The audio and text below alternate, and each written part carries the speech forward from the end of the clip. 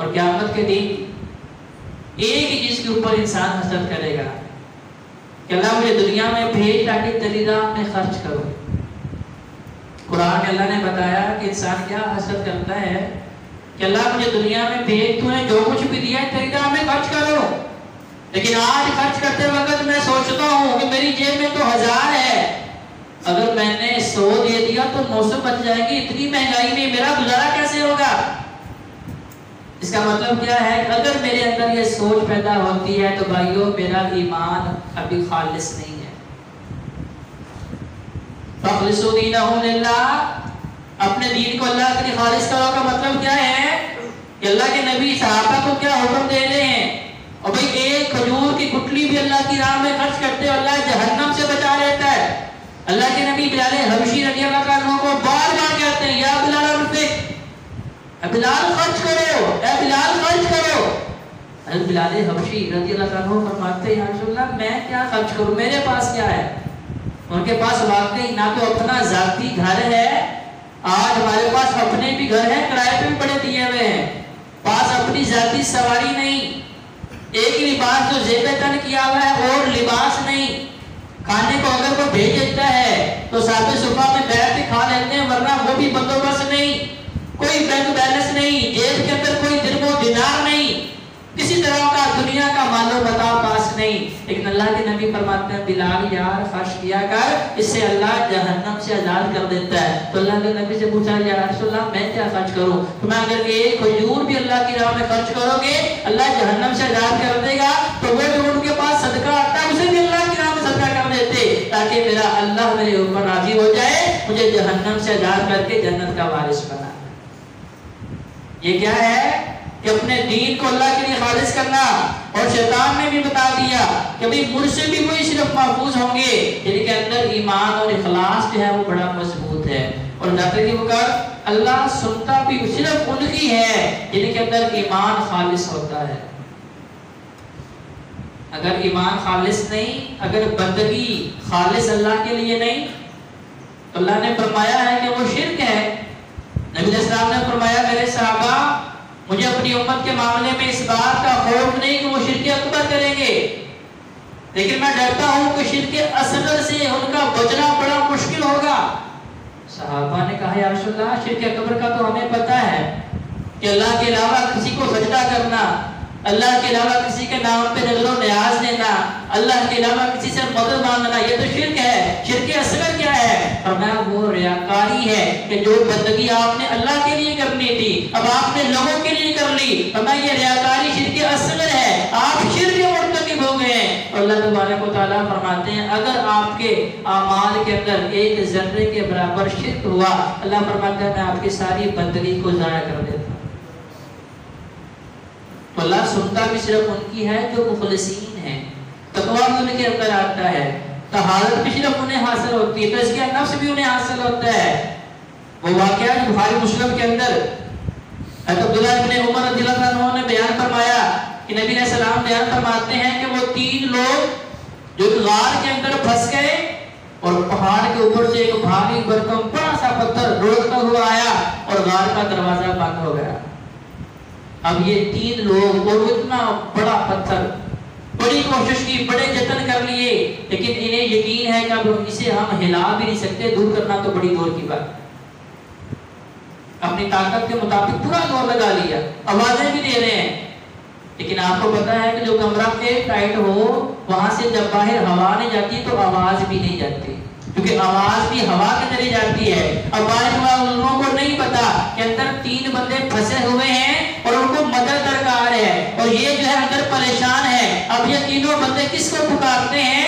خالق کائنات کو پکارتے ہیں. اور پکارنے کا انداز بھی بھائی اتنا بہترین جو میرے اور آپ کی اصلاح کے لیے ہے. اب ایک بندہ کہتا ہے اللہ تجھے پتا ہے کہ میں بکریوں کا چرواہا ہوں، بکریاں چراتا ہوں اور اس کے دودھ سے اپنے والدین اور بیوی بچوں کا پیٹ جو ہے وہ پالتا ہوں. ایک دن ایسا ہی ہوا بکریاں چلاتے چلاتے بڑا دودھ نکل گیا، جب واپس آیا دودھ دھوا تو میرے والدین جو ہے وہ سو چکے تھے.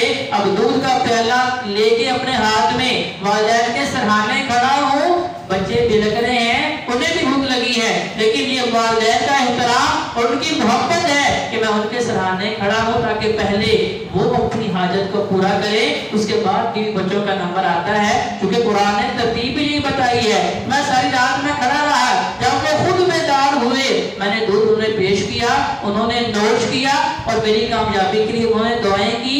اللہ میرے اس عمل کا گواہ صرف تو ہے۔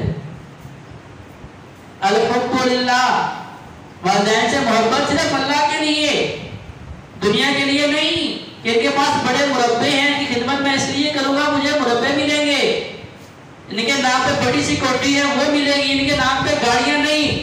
الحب للہ، محبت صرف اللہ کے لیے۔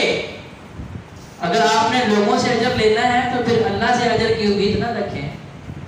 کہا اللہ میں نے یہ عمل صرف تیرے لیے کیا تھا، اللہ میرا اگر یہ عمل تجھے قبول ہے، تجھے پسند ہے، اس مشکل میں ہماری مدد فرما۔ فرماتے ہیں وہ پتھر رحمت الہی سے تھوڑا سا سرکا اور باہر سے ہوا اور روشنی آنا شروع ہوئی۔ انہیں بھی یہ امید لگی کہ واقعی وہ ہے جو اندھیروں میں بھی سننے والا ہے، صرف وہی ہے جو مخلصین کی سننے والا ہے، صرف وہی ہے جو مخلصین کے ساتھ کھڑا ہے، جو کہتا ہے کہ میں انہیں تنہا نہیں چھوڑتا، کہ پوری نیت کے ساتھ یقین کے ساتھ مجھے پکارے بغیر اسباب کے ان کی مدد کرنے کے اوپر میں قادر ہوں۔ دوسرا بندہ کیا کہتا ہے؟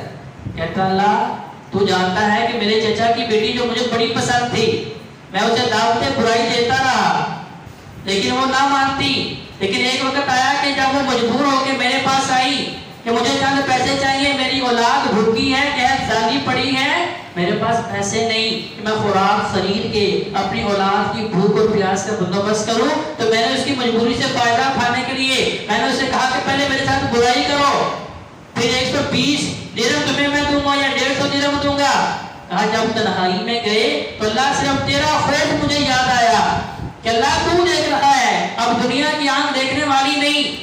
آج کا نوجوان برائی کرتا ہے، اندھیرے تلاش کرتا ہے، بند کمرے تلاش کرتا ہے، کوئی کونا تلاش کرتا ہے جہاں ماں باپ نہ سنے، دوست احباب نہ سنے، کیونکہ ان کے سامنے تو میں نے بڑی بڑی باتیں کرنی ہوتی ہیں۔ اب یہ نوجوان اللہ کی رضا کے لیے اپنے آپ کو اس برائی سے کنٹرول کرتا ہے، روکتا ہے، کہتا اللہ میرا یہ عمل صرف تیرے لیے تھا۔ الحب للہ، اللہ تیری محبت نے روکا، اللہ تیرے خوف نے روکا، اللہ تیرے ڈر نے روکا۔ اللہ اگر میرا یہ عمل تجھے قبول ہے اس مشکل میں ہماری مدد فرما۔ پتھر جو ہے تھوڑا سا اور سائڈ پہ ہوا۔ تیسرا کہتا ہے کہ اللہ میں نے ایک مزدور اجرت پہ رکھا، جب کام مکمل ہوا ہم میں آپس میں بحث و تکرار ہوا، اس نے مزدوری نہیں دی، وہ چلا گیا، لیکن میں نے اس کی مزدوری کو جو ہے تجارت کے اندر لگایا، اسے کئی بکریاں، بھیڑیں، گائے، اونٹ، گھوڑے، کافی سارے جو ہے مویشی بن گئے۔ کئی سالوں کے بعد وہ مزدور، اسے ضرورت تھی، اب میرے پاس آیا، آپ کے پاس میری ایک دہاڑی تھی، میرے ایک دن کی اجرت تھی۔ آج ہم یہاں اگلے دنوں میں نے اخبارات میں پڑھا کہ پاکستان کی تاریخ کی سب سے مہنگی ترین شادی جس میں اربوں کھربوں روپے لگائے گئے، لوگوں کو حج عمرے بھی انہوں نے کروائے، لیکن اپنی فیکٹری کے ملازمین 4 مہینوں سے انہیں تنخواہ نہیں دی جا رہی۔ بھائیوں جتنے مرضی حج عمرے کر لیں، اللہ کے نبی نے فرمایا کہ جب تک مزدور کا پسینہ خشک ہونے سے پہلے اسے اجرت نہیں دیتے آپ اللہ کی رضا کو حاصل نہیں کر سکتے۔ تو فرمایا اللہ میں نے تیری رضا کے لیے اس کی ایک دن کی اجرت کو تجارت میں لگایا، جس سے اتنا بڑا جو ہے ریوڑ بنا، اس کے اندر اونٹ بھی ہیں، گھوڑے بھی ہیں، گائے بھی ہے، بکریاں بھی ہیں، بھیڑیں بھی ہیں۔ کہا بھائی یہ سارے تمہارے ہیں۔ وہ کہتا ہے بھائی مذاق کیوں کرتے ہو، میری تو ایک دن کی اجرت تھی۔ بتایا بھائی میں نے تمہارے مال کو تجارت میں لگایا، یہ سارے کا سارا تمہارے لیے ہے۔ الحب للہ، کہا اللہ میں نے یہ عمل صرف تیرے لیے کیا ہے۔ تو اللہ کا محاکمین مخلصین کی سنتا ہے، جو خالص اللہ کے لیے عمل ہو اللہ مشکلات سے نکالنے کا سبب بنا دیتا ہے۔ اللہ نے وہاں سے ان کی دعا کو سنا جہاں پہ انسان نہ سن سکتے تھے، نہ دیکھ سکتے تھے، نہ مدد کے لیے پہنچ سکتے تھے۔ تو بھائیو آج اللہ اگر میری پکار نہیں سن رہا تو پھر مجھے اپنے اعمال پہ خود غور کرنا ہے، گویا کہ میرے اعمال کے اندر اخلاص کی کمی ہے، کہیں ایسا تو نہیں کہ میرے اندر نفاق ہے، کہ میری زبان پہ آج وہ آتا ہے جو لوگوں کو اچھا لگے، میری آنکھیں وہ دیکھتی ہیں جو لوگوں کو اچھا لگے، میرے کان وہ سنتے ہیں جو لوگوں کو اچھا لگے، میری نمازیں ایسی جو لوگوں کو اچھی لگے، میرے صدقات ایسے جو لوگوں کو اچھے لگے۔